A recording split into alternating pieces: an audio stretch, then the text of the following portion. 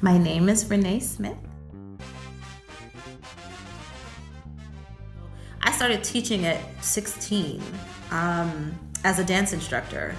Again, this idea of you have it, so you're going to pass it on to the next generation. So I had been dancing in Harlem for some time. I had been going on tour, and then I started working with Dance Africa. And so when I started working with Baba Chuck, at the time, he was like, okay, good. So you guys are the older group. You're going to teach the younger group. And then that manifested into me teaching toddler classes in dance, ballet, tap, jazz, and African. Probably for about 4 or 5 years, I had students and watched them kind of grow and excel. And so that became my first understanding of what it means to be an educator.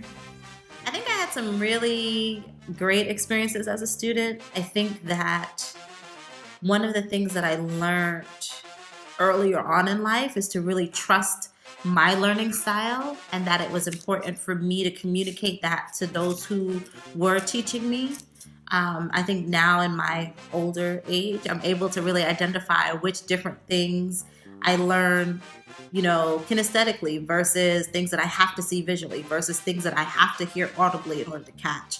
And so I was blessed to be able to have a team of educators that understood that there were different ways that children learned, right? And they were really clear about how they needed to work with me for me to get something. So I used to have a chemistry teacher in high school who, like, all the formulas would go up on the wall, and I'd just be like, "This is Charlie Brown. Wah, wah, wah, wah, wah. I don't know what y'all talking about.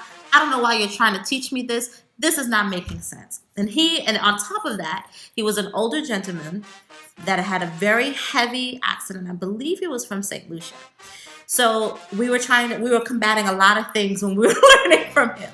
And so one day he created a study group for us where we would come up during our lunchtime to kind of try and get better at the formulas. And he had a brain, like, I don't know, he had a eureka moment. And he was like, you know what?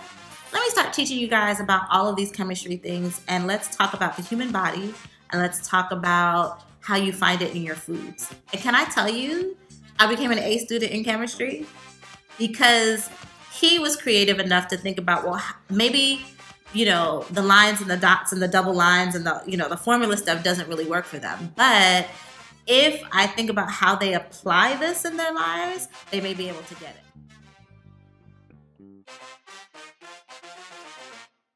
Happy Black History Month.